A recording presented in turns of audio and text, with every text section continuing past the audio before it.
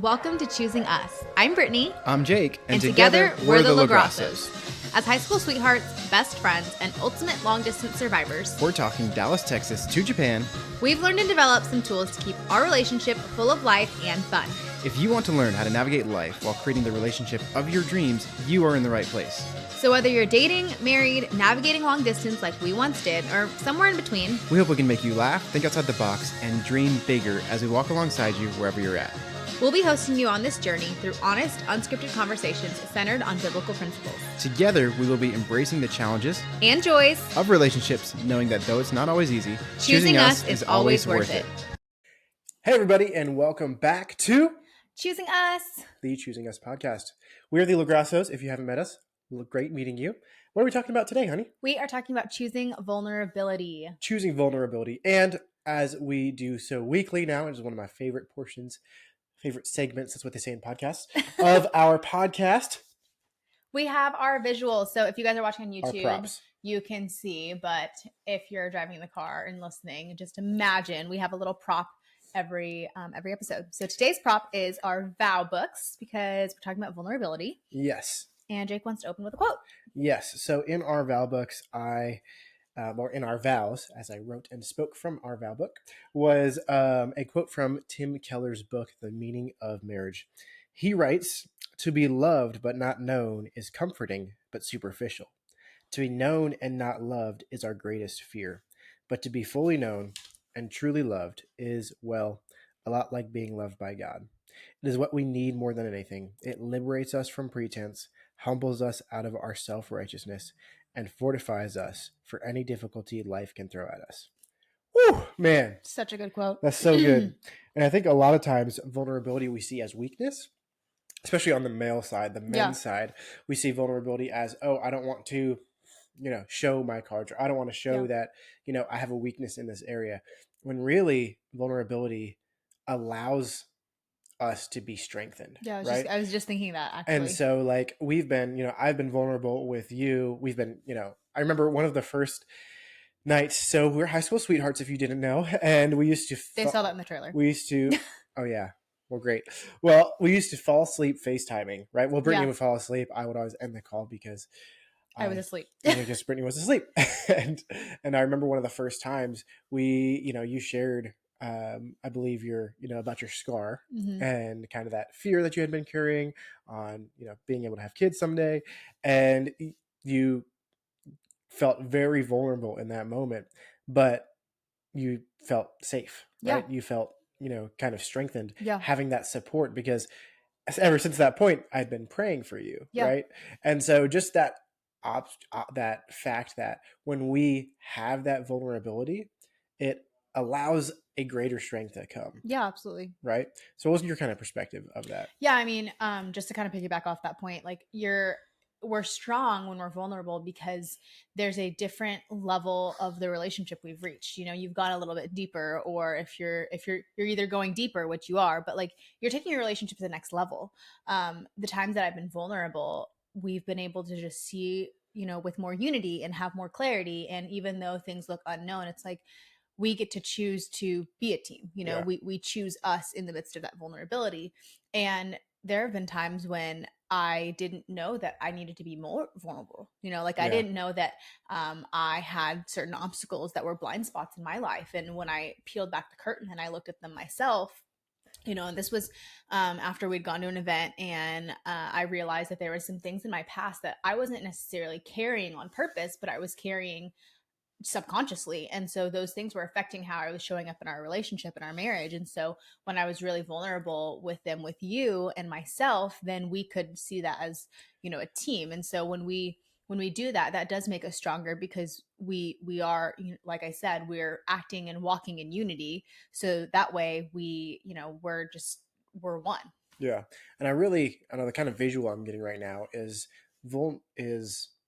vulnerability is really like the key to unlocking transformation. Oh yeah. Right. So like sometimes we may be in our lives unaware. We may have a blind spot, right? That's really preventing us from moving a certain direction or from moving forward. And we don't realize it. We're like, why are we so frustrated? Why are we stuck here? Yeah. But it's not until we become vulnerable. It's not until we may have to look inside and say, this is something I've been carrying that I hadn't realized, right? This is a hurt or somebody, something I haven't forgiven, or, whatever it is, an insecurity that is preventing us from being able to move forward. And it's not until we share that we can really own it, right? It's not Right. until you acknowledge something that you can own it and move forward. Yeah. And with our spouse, it's incredibly important to invite them into that process, Yeah. right? Because you will have oftentimes insight or encouragement into something that I may be struggling with. Yeah. Right. That's happened plenty of times before. Right. In my insecurity in a certain situation, my insecurity, walking towards, starting our own businesses. That Yeah. was at a point in our relationship. You came alongside me and supported me and encouraged me. And it was good awareness for you, because then you could see, oh, Jake is struggling with this, right? It's not, one of my favorite quotes, if you know me, I love The Office. I've watched every season multiple times through. I've watched the whole series probably like 4 times through. It's For the great. record, I'm not an Office person, but I It's allow not. him. So I really am limited with my quotes. But I did show her the William Butler scene. So anyway, moving along. There's this one scene, Michael Scott talking to Toby, and he's like, "Why are you the way that you are?" And we so actually say that all the time to each other. Yes. It's like the only Office line I can actually quote. Yes. And so that quote, I love it. It's very funny. It's a very funny scene. But like, really, I ask that question a lot of times, like, hurt people. Yeah. Right. So like, if somebody is acting out in a way, somebody close to us, had been bullied recently. Yeah. Right. And so, yes, that's not acceptable. But at the same time, there's a reason that kid was a bully. Yeah. Right? I mean, instead of being vulnerable, that's their shield. That's their ammo, because they're hurting inside. And really quickly, I want to just touch back on that. What we had talked about, that when I was being vulnerable in our relationship. And honestly, I didn't even know that I had a reason or like more to be vulnerable about. But Jake's right. Like that event and me realizing and my eyes being open, that totally transformed our marriage. Yeah. I thought we were very close, which we were at that time, but there were things in my blind spot, in just my subconscious, that I was carrying, that was kind of in some ways like holding you at arm's length. Like, I didn't really think I was holding you at arm's length, but there was a part of me that I was holding back that I didn't even know I was holding back. Yeah. And so when you are truly vulnerable, especially in a safe setting, now we are talking about being vulnerable when it's safe, when you're in a healthy, safe relationship, whether you're seriously dating and thinking about marriage, or you're already married, obviously it's very difficult to be vulnerable with someone you don't feel safe with. Absolutely. And if that's the case, then, evaluate that. But in our marriage, like, I knew you were safe. I knew you were someone who was trustworthy of being in, leading me. I mean, I chose you, we were married at that time, but I still had to make the choice, like, do I share? And even like a couple weeks ago, we talked in our podcast episode, there was something that I was carrying and I was really fearful about, and I didn't even know that I like had those fears. And I remember just crying, because I'm coming to this realization, like, oh wow, like, this is a very, very big, deep thing for me. But I also felt so safe to share with you, because I knew that I wasn't going to get through it on my own. I think part of vulnerability too is knowing that you need somebody in your corner. You need somebody on your team to walk through with you. Yeah. And so I think, 100% agree. And finishing that thought is that, like, we are all operating the way we are for a reason. And it may be sorry, I'm sorry. Our dog is in this room, and she's just, she's getting comfortable. comfy, and that was just really funny. But at the end of the day, we all operate the way we are for a reason. So oftentimes, if we have been hurt, we will, operate in a hurt way towards others. And I think, even, the conversation you may in your head may be like, yeah, vulnerability is great, Jake and Brittany, right? That's great. That's a great thought. But like, I can't be vulnerable, or I've been hurt in the past, or trust has been broken. And that may be the case, but I still want to challenge and push you. Brittany and I have broken her trust before. Yeah. Right. And I have hurt her heart, and she has likewise broken my trust and hurt my heart. But there's a mutual commitment to a greater mission in our marriage, right? There's a mutual commitment that, though tough times may come, though we are two imperfect people trying to please and serve and love one another well, we still are imperfect people. And right, we're going to mess up and struggle throughout that. It's not an excuse, but that is a testament that trust can be regained, Yeah, I mean right? that's grace. I mean, we like Jake said, we're two imperfect people trying to make it work. That I actually hate that phrase. So try.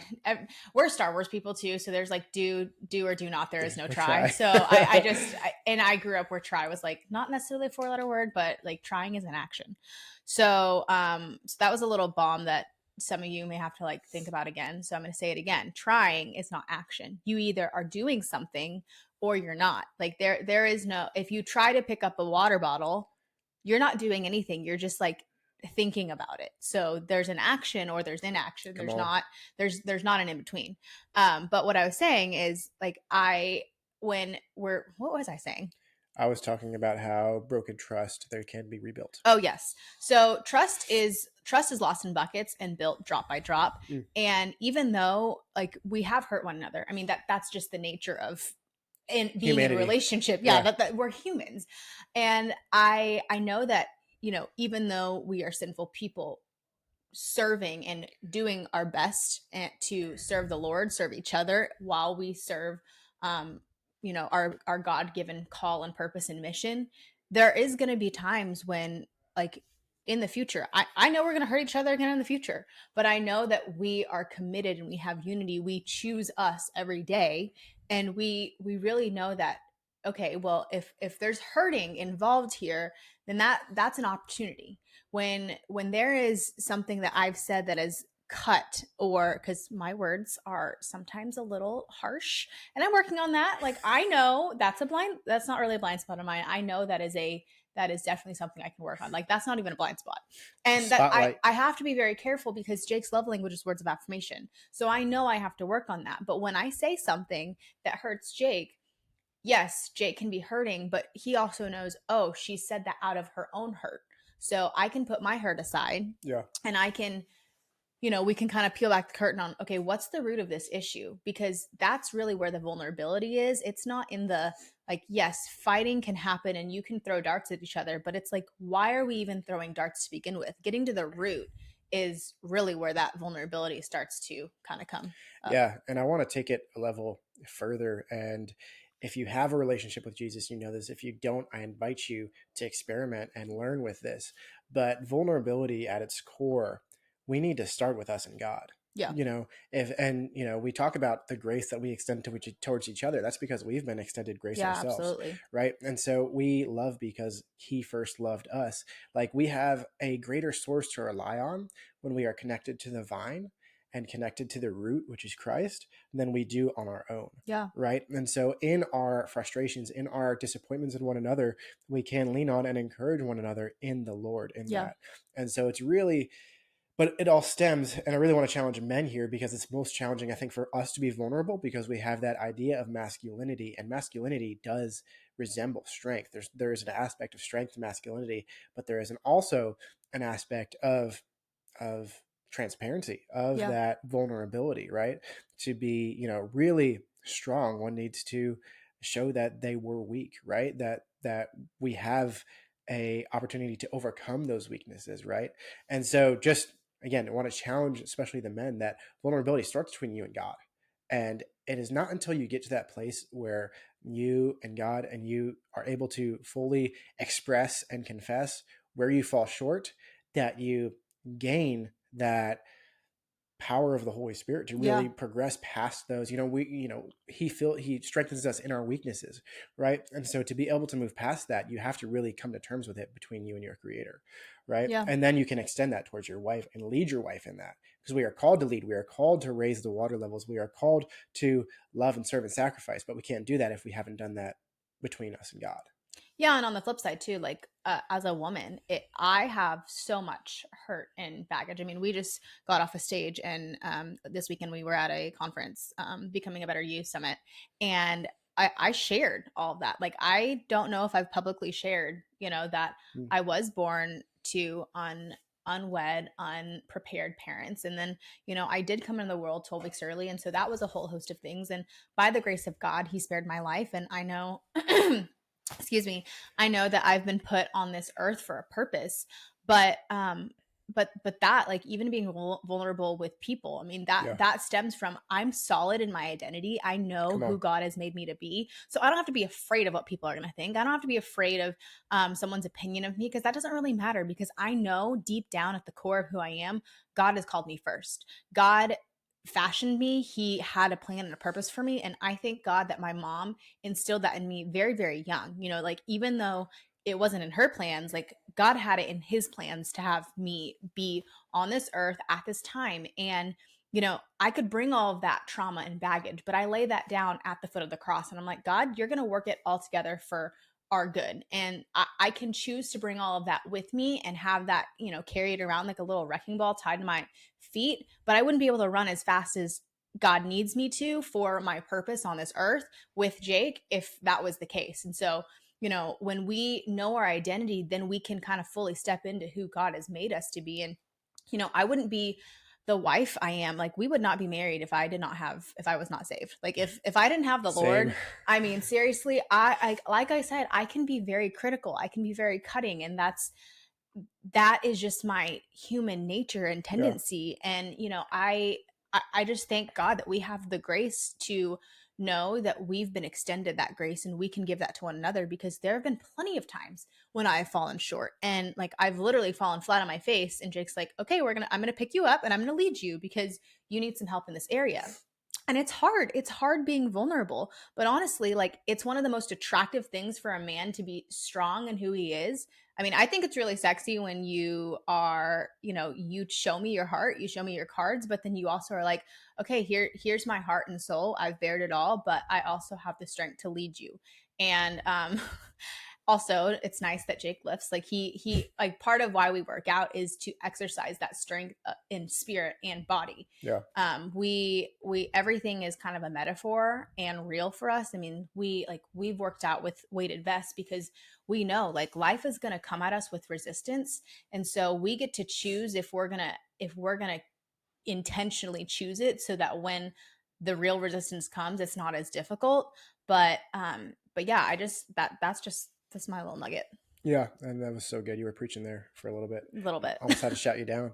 But it's, I think going back to the or where you ended with the lifting, and I know I mentioned it in um, our episode on health, but this extends to that, right? And so I had a dream one night where I woke up and I was like 260 pounds, right? And I'm always, in my adult post marriage life, I've always been around 220, and so I had a dream that I woke up as 260. I was really overweight, and It freaked him it out. was I a remember nightmare. that Yeah, morning. He's like, so "Oh my god!" I was like, "Okay." I ordered a weighted vest that day so that the only way I would ever be that heavy is if I physically carried additional weight, right? And I knew that in doing so, I would actually drop my own weight. I'd be more healthy, right? And so that's how it started. And Yeah, then it came. I would be working out, and I'd be like halfway through a workout, and I'm like, I could take this vest off right now. Nobody would know. Nobody would judge me. Like, I've worn a vest. Nobody did wore a vest, right? But it became a burden of my family and my health, and acknowledging that I'm not where I want to be. That's part of that yeah, vulnerability. But I know that I can keep moving towards that, right? yeah, Keep making those toward moves. And it all takes vulnerability. I mean, the number one thing that I would like y'all to leave with today is that transformation does not happen without vulnerability. Vulnerability is required if you want to transform. If you want yeah, to improve any absolutely. area of your life, it requires vulnerability. And that's not easy and that's not fun all the time.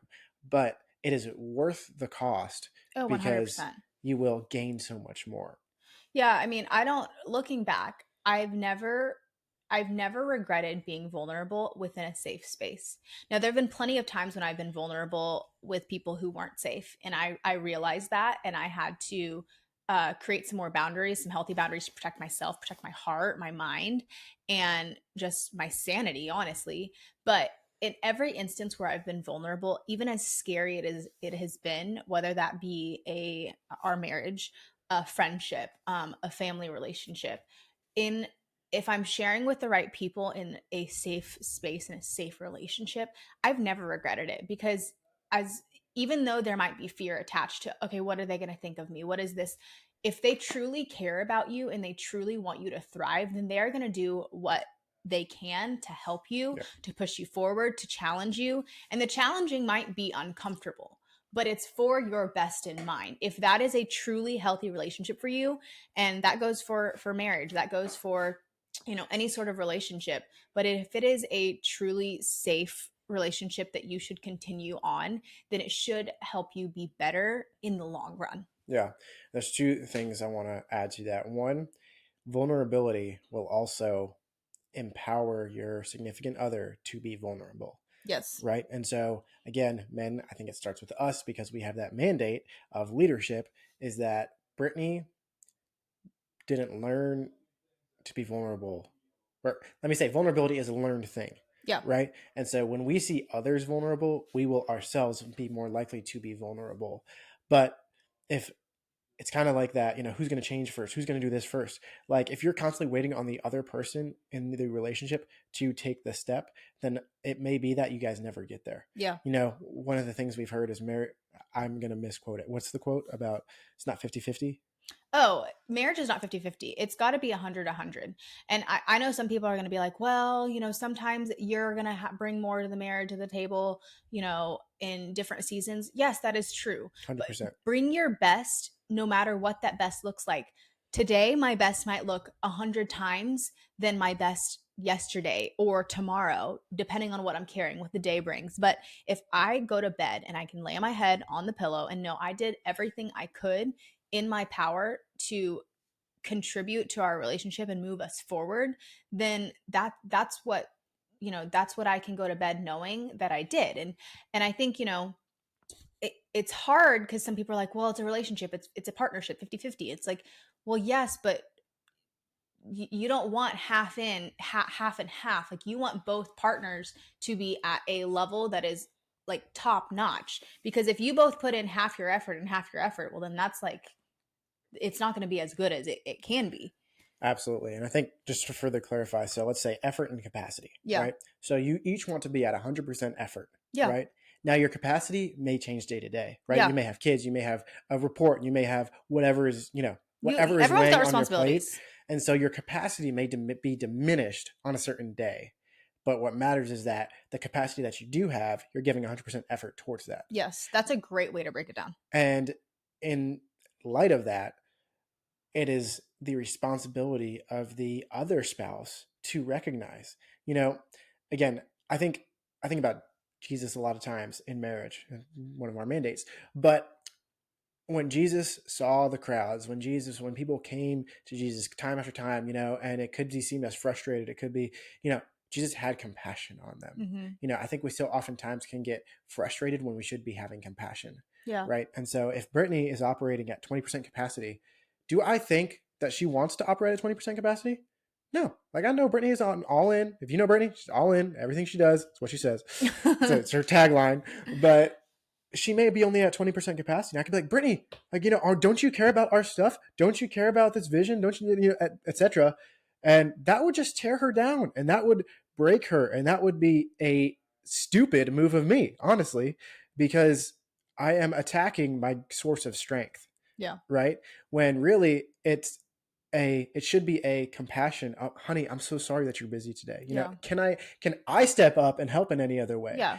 And just having that perspective of, again, your capacity may be a vulnerability. Yeah. Right. So we need to get, as I've said before, out of ourselves and into the team. Yeah. And acknowledge that we're two imperfect people. I think that's kind of the theme today. Yeah.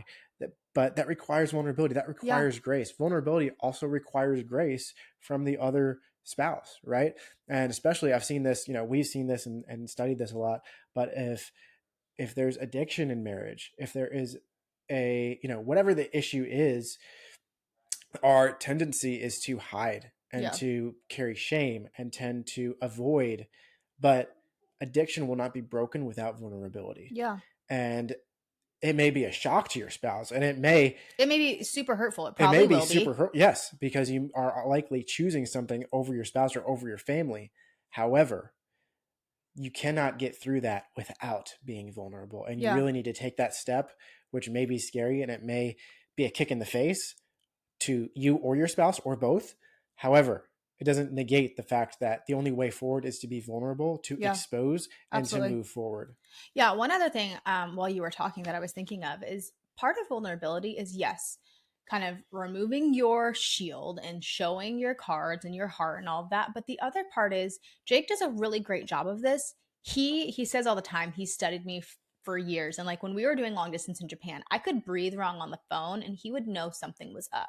And so when your spouse, like let's talk about capacity, or your spouse is a little bit off, or your boyfriend or girlfriend or whatever your relationship is, when your significant other is a little bit off or they're acting in a way that is not normal to their character in a negative light, then that's for, like, let's just say like Jake's having a tough time, whatever, something's just not jiving with us, then that's an opportunity for me to say, oh, okay, let me create a safe place for him to be vulnerable because something is going on behind the scenes, and I may not know it, he may not know it, but having that, hey, we're in this together, let's figure this out. And in a marriage, more so because you are like bound to one another, you're unified, you've made vows. And depending on what it is, like the severity of it, within a dating relationship, you're still evaluating if you are fit for marriage, like to take the plunge and, go all in at life together. But I think whenever something like that happens, it's an opportunity for, Yeah. vulnerability. It's not all on one party to show their cards. Like it's on the other too to kind of know, like, you're not acting normal. Like let's look at this together and see what we can do together. Yeah. I think we're probably getting towards the close of this. Yes. But I think one of the other things I would like to leave y'all with is vulnerability is an opportunity for connection. Yeah. And you should never be more vulnerable with anybody than your spouse, right? Yeah. So Brittany will see parts of me that only Brittany sees. Brittany will see emotions of mine that only Brittany sees. Brittany will see attitudes, passions, whatever it is that only Brittany has access to. And that is a responsibility as well. Yeah. But we can steward that. And there is so much fruit that comes in that vulnerability. Yeah. But it doesn't take it without work. Like I said, we've hurt each other in the past and we've had to rebuild trust, and that takes time. But the fruit of vulnerability is so rewarding. Yeah. To just have somebody you can fully be known and loved by, like that quote said. Yeah, it's beautiful. And it really challenges us. It's not easy. It's a practice. It's a learned, skill. It's a learned way of doing things and being. But once you start to practice it, the fruit will be 10x. The fruit will be so much worth it. Yeah. All right. Well, we've got a couple of things that we want to talk about. So hope you guys liked that conversation. We've got some fun things coming up. We have our first free challenge happening this weekend. So if you are listening to this live, it's happening February 24th and 25th. You can find all of the information in the show notes below, but that's going to be a free challenge. It's the Forever Honeymoon Challenge. So if you are curious about that and you want to have a forever honeymoon, join us. It's going to be fun. We'll be on live calls and just a quick drop. Yes, it'll be fun. Why is it called Forever Honeymoon?